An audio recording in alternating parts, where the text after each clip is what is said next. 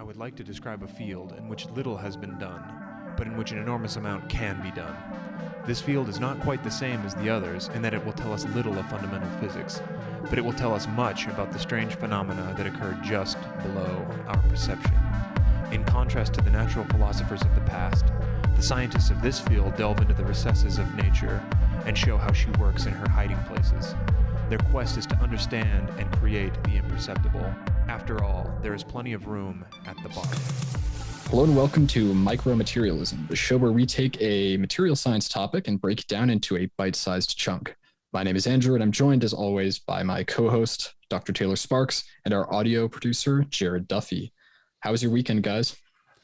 I've had better. My whole family was down with the flu. It was not nice. I don't know if it was COVID, but whatever it was, I wouldn't wish it on any of you guys. I'm starting my capstone project, so it's all reading through a bunch of things saying, oh, which proposal do I want to do? Because I have to read through companies' proposals and then re-propose to them why they should pick me to design stuff. It's really exciting. Loving it. How about you, Andrew? How you been? Good. I went to up to Idaho over the weekend to attend a good friend of mine's wedding. It's really nice. On the way back, it got kind of spooky. The weather in Boise and Salt Lake was pretty great, like 45, 40. But then in this sort of intermediate valley, it drops to like 20 and this dense fog rolled in and started getting real spooky when I just like moved through the fog and suddenly was aware of a semi-truck that had fallen off of the road, was on its side. And then one of those big trucks that carries cars had collided with another truck. Oh my gosh. And like the scaffolding holding up the cars had broken. But when I emerged from the fog, it was actually very beautiful. Nice bluebird day with snow covering everything. I wish I had my camera on me, but it was a nice drive otherwise. That's wild. Well, we have a fantastic episode for you guys today. If you remember, a couple episodes ago on episode 46, we talked about some new nuclear fuels. And that, people love that episode. I'm glad that there's nuclear heads out there like us that think it's a cool technology. But it's not all roses when it comes to nuclear. In fact, one of the big open questions is, what do you do with the fuel when we're done with it? And that's the topic of today's episode. Andrew, what are we doing? Yeah, I mean, it's a pretty broad topic. It's one of those where you start researching it thinking, oh, okay, we'll just make this a nice short micro. And then quickly you realize, oh, this could be several full episodes. Yeah, do we talk about processing? Do we talk about the separation? But kind of just to narrow it down, we wanted to focus on what they call focus on the disposal of what they call high-level waste.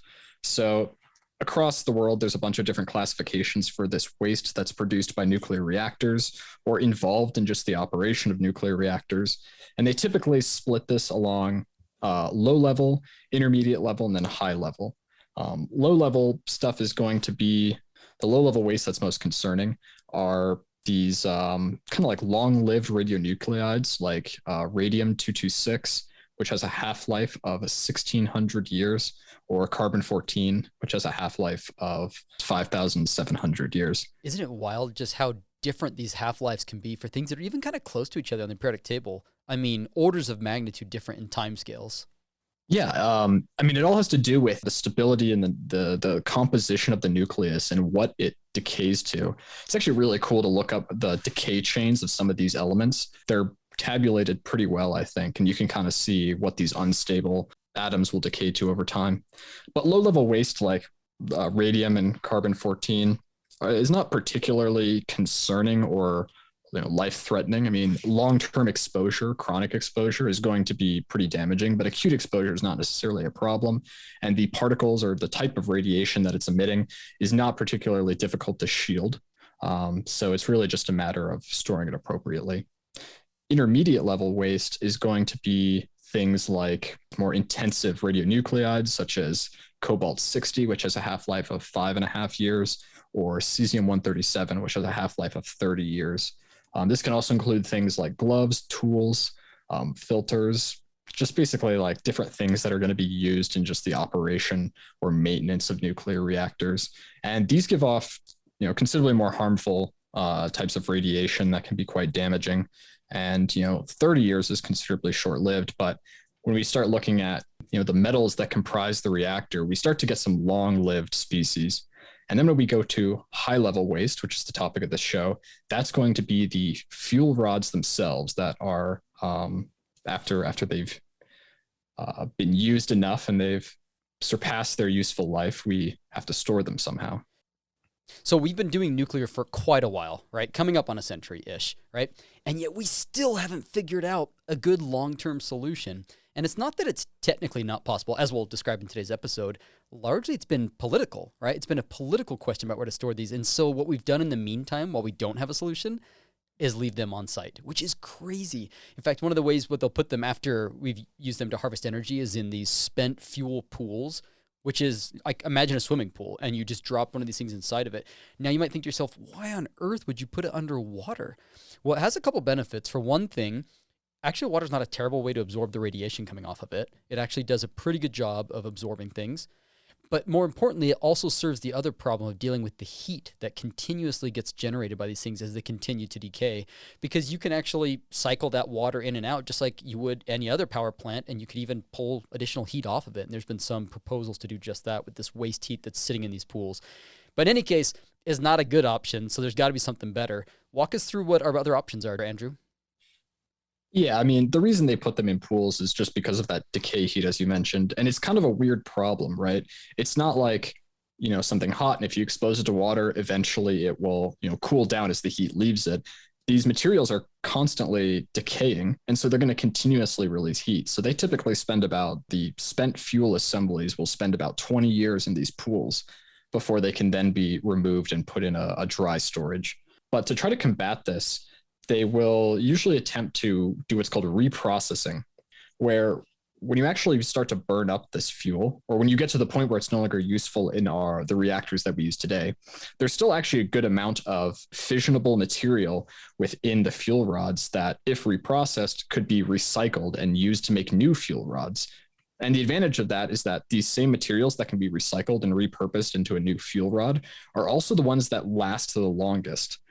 So rather than producing more high-level waste, it's possible to recycle that. So you're actually just producing more intermediate-level waste and getting the most out of that material. Now, there's a couple of caveats here that should probably be addressed. So one of these is that this reprocessing raises a lot of concerns about nuclear proliferation, because if this material is being reprocessed, it's possible that it could be intercepted and acquired by people who don't necessarily have the best of intentions. But one of the other concerns that people bring up a lot, and I think it kind of goes to show kind of the difficulty of this problem and maybe why there's so much political turmoil, because it's kind of complex. In the act of reprocessing, you do technically reduce the amount of high-level waste, but you dramatically increase the amount of intermediate-level waste. And this has to do with, right, you take a fuel particle, and it's a nice dense pellet of fuel. And then in order to separate out the materials, it's now undense. And so it's a bunch of very harmful, difficult to handle things like cesium and strontium isotopes. And so they'll typically just do a process called vitrification, where they just embed it in glass so that it's immobilized and can't diffuse. But in doing that, you increase the physical volume of the waste. But then it's a question of, okay, this waste isn't going to stick around as long. It's less harmful. It's easier to store. Is that better if we have more of it than keeping around the high level stuff and then factoring in the added advantage of recycling fuel to it? Presently, if we look up this difference, or like a measure of activity and volume, high level waste makes about 95% of the total activity, but it only represents 0.2% of the total waste volume. It's crazy. Whereas conversely, short-lived low-level waste contains less than 1% of the total radioactivity, but may represent greater than 95% of our total waste on a volume basis. I think in the French program alone, there's 100,000 to 1 million cubic meters of nuclear waste that's considered low-level. So where does this all go? How do you find a home for it long-term after it comes out of the pools then? This has been a debate. There's a bunch of different options. There's this idea of transmutation, where they can bombard the isotopes with neutrons and kind of try to make them stable. Yeah, kind of ironically, high energy neutrons, right? You can convert it to something that isn't radioactive, a different species, which is pretty cool. Yeah, I think there's even enough content there for a good episode. There's a lot of challenges to that, and you can't do it without every type of fuel. And there's some pre-processing. There's the vitrification that we talked about as well, but that increases the volume. And the current international consensus for high-level waste is to simply build a deep geological repository, dig 450 meters below the ground, and then store it in these casks. I love it. Some of And these big challenges we face as humans, like what are we gonna do with all the CO2 in the air? I don't know. Stick it in the ground. Like, what are we gonna do with this nuclear waste? I don't know. Stick it in the ground. yeah, and I mean, it's been the only thing that people can agree on to be the best solution for this stuff that works well on like a cost benefit analysis. But opening these has been incredibly difficult. As you mentioned at the beginning, there's a lot of political concerns. The Yucca Mountain geologic repository site was explored for like 20 years. Dude, and they spent I was an undergrad. I remember it. It was on the radio nonstop. People talked about it all the time. Sean Hannity was doing Sean Hannity things about it. The other side was doing their thing. Like, nobody wanted to touch this. People were concerned about it being shipped across trucks across state lines. And what if there's an accident? It was wild, and it never got resolved. Wasn't it like a huge expense as well? Yeah, in the scoping it out, doing the planning, doing all the research for it, the US spent $15 billion. And Jeez. Now it has just simply become politically infeasible to use. But there are other places in the world that are actually very close to completing one of these geological repositories. The one that's closest is in Finland. It's the Onkalo Spent Nuclear Fuel Repository, and it's expected to be operational in 2023. That's rad. They're actually doing it. Very cool. And so maybe before we bring up talk about the materials that they're going to use to actually store and encase this nuclear waste for the long term, maybe we should first talk about the environment and the conditions which these materials need to hold up in. So if we're thinking about a deep geological repository, you're going to have essentially some sort of deep rock formation, which is often saturated by water or water molecules, just as is typical with different soil environments. So we call it dry storage, but what you're saying is that it may not stay dry? Yeah, exactly. And usually during the excavation process, a lot of that water just gets displaced by excavation. And so initially you probably will have an unsaturated environment, as they call it. But over time, water seeps in. Okay. What else? You also have to consider residual oxygen in the environment, or a lot of this deep groundwater, or just deep, rock formations in general. There's a high prevalence of chloride ions, which from a corrosion standpoint is somewhat concerning. There's also going to be residual oxygen from the mining, which is also a principal component of many corrosion reactions, and something that is also very difficult to predict, and something that's very effective in corroding a lot of materials are different microbes and bacteria that can do ionic exchanges or exchange electrons in order to facilitate corrosion reactions. And then there's the heat itself, right? These things we can sort of model what the heat does, and depending on obviously the cavity and the fuels and all that jazz, but it's going to rise, right?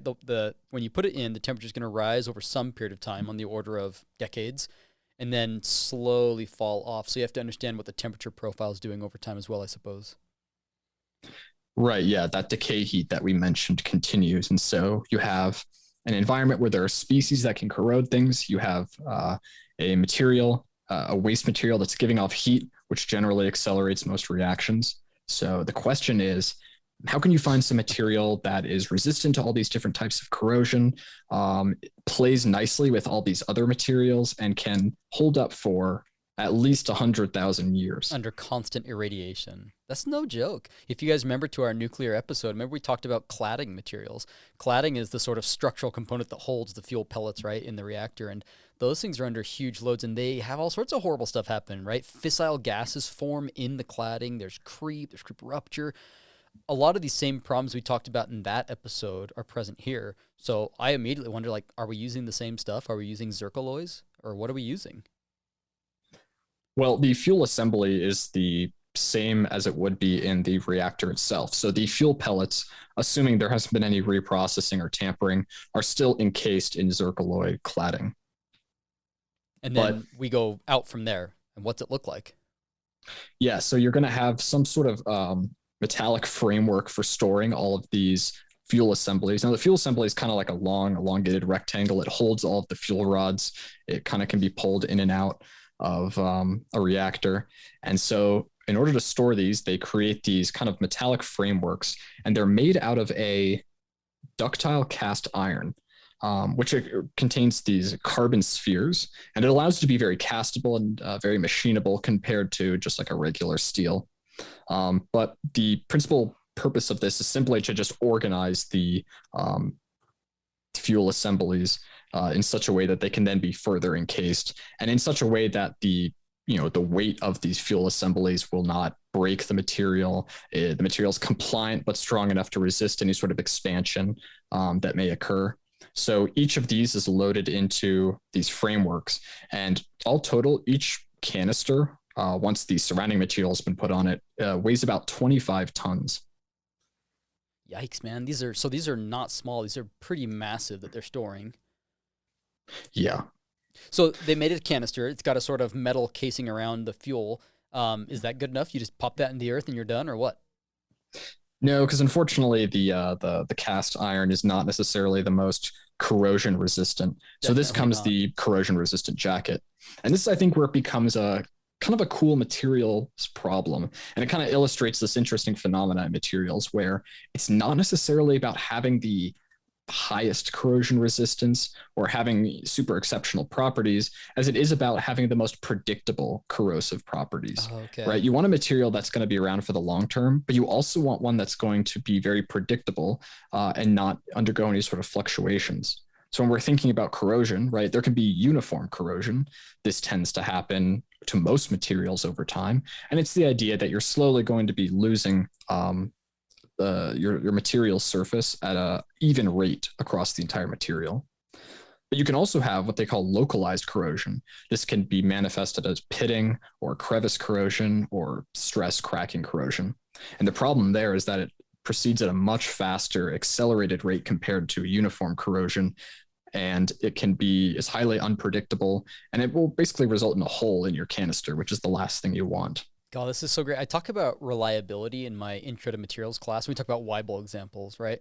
Weibel, you can pick a material that technically has a higher average strength compared to one that has a lower strength, but the lower one, if it has a tighter distribution, then it's more reliable. That's going to be oftentimes way more desirable than the one that has the higher average strength, but has a broader range of properties. So that reliability and understanding how corrosion happens and being able to model it for on the order of 10,000 years, I totally see why that's more important than just straight up better anti-corrosion properties.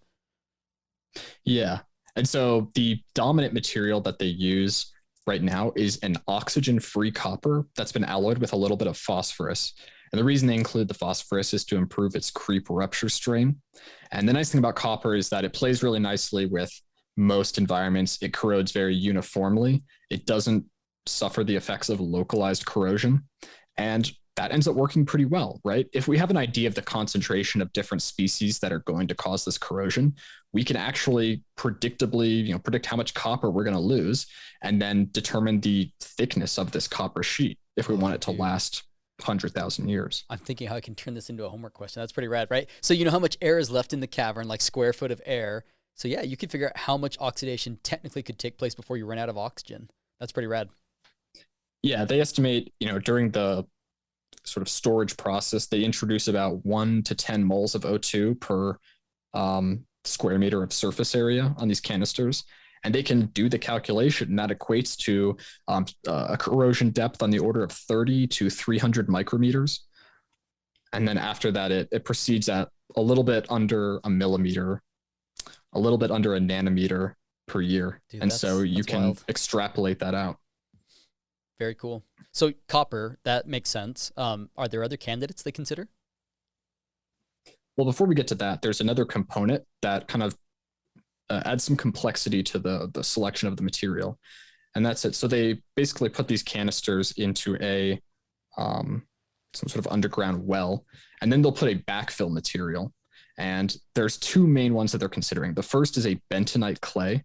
And this is, your typical silicate. Yeah, layered silicates. Silicate. It's got your Yep. silicate layer. It's got your alumino layer. It's got another silicate layer. And the reason they use this is because it has a bunch of desirable properties from a storage and containment standpoint. One, it can be packed and compressed very tightly. And two, it absorbs water, which has a couple of different effects. When it absorbs water, it'll actually swell to create an even tighter seal within the designed sort of geological cell. Additionally, the absorption of water will limit microbial activity, which are a key cause of corrosion in these environments. And they're difficult to resolve. You can't really do anything to prevent their formation. They're always going to win. Plus, bentonite's super cheap. You could dig, they literally dig it right out of the earth. There's mines here in Utah where that's a really common export. And the low water activity also limits its ability to react with the copper. So it's basically limiting this fundamental, like water is, it's a great medium for ionic transport and thus corrosion. And so by limiting its activity, you're going to limit its ability to affect corrosion. But in general, bentonite clay is extremely impermeable to a lot of harmful ions, resulting in extremely low concentrations of things like chloride ions ever reaching the copper canister or leaving for that matter. So sulfur ions are a primary concern for copper corrosion. And in a stagnant solution, the steady state sort of mass transfer coefficient of sulfur ions is on the order of 10 to the negative third centimeters per second. But in highly compacted bentonite clay, that's on the order of 10 to the 8th to 10 to the 9th. Wow. 10 to the, sorry, that? Excuse me. Like 10,000 times slower? That's a huge improvement. Yeah, and so you can see it's unlikely that you're going to get sufficient concentration to actually cause corrosion. And it's unlikely that material that gets corroded is going to be able to leave the area as well. So what you're saying is that this jacket material, the anti-corrosion jacket, we have to worry about all the corrosion problems we had before, but now we also have to worry about compatibility with something like bentonite or other concrete or something else that they're going to pour into this thing. Yeah. Okay. Which for copper isn't really a problem. They'll sometimes use cement as well. But the challenge comes, depending on your alkaline environment, it'll affect the pH of the environment as well. And some materials, such as our next one, carbon steel, if you're using bentonite clays, the steels tend to be active or in a corroding and an unstable sort of environment, and it'll actually accelerate corrosion. But with a cementitious backfill, it becomes passive, and you're unlikely to corrode as much. And so you have to match the backfill and the canister materials as well. Most of the time, they're choosing carbon steel here because it is lower strength compared to like a lower carbon percent steel. And the reason they do that is to try to avoid hydrogen cracking, which I think in previous episodes we talked about is basically the infiltration of hydrogen, which kind of prevents slip and makes the material brittle. And if your material is already too brittle, you're going to get cracking, and that's going to cause localized corrosion and just accelerate your failure of your material here. Well, all right, man, you keep on giving me these B-level materials. Give me the S tier, man. What's the really good stuff that you would use if you really wanted to block this? I think the best materials out there are going to be titanium and nickel alloys. Okay. Titanium alloys form a great passive oxide layer, has the widest range of stability across different pH values. It's if you include palladium in your titanium alloy, it has really superior crevice corrosion resistance. And titanium is actually one of the only alloys that isn't affected by microbial corrosion. So it's, really? From a materials and corrosion standpoint, it's probably, one of the best materials you could have for this situation. The problem is it's incredibly expensive, and the amount that you'd have to use here is quite a bit. And it's really just sunk cost. You don't get anything back. You're not going to be around in 100,000 years, and your company probably isn't going to be around in 100,000 years either. So I don't know what benefits you're going to be able to reap from spending this. Nickel alloys are also pretty great. And the main reason is that they have a lot of customizability. You can alloy them with a lot of different things and create some pretty complex alloys as well. And the advantage of that is you can kind of match your alloy to your environment, so that's very compatible and you're unlikely to get any corrosion.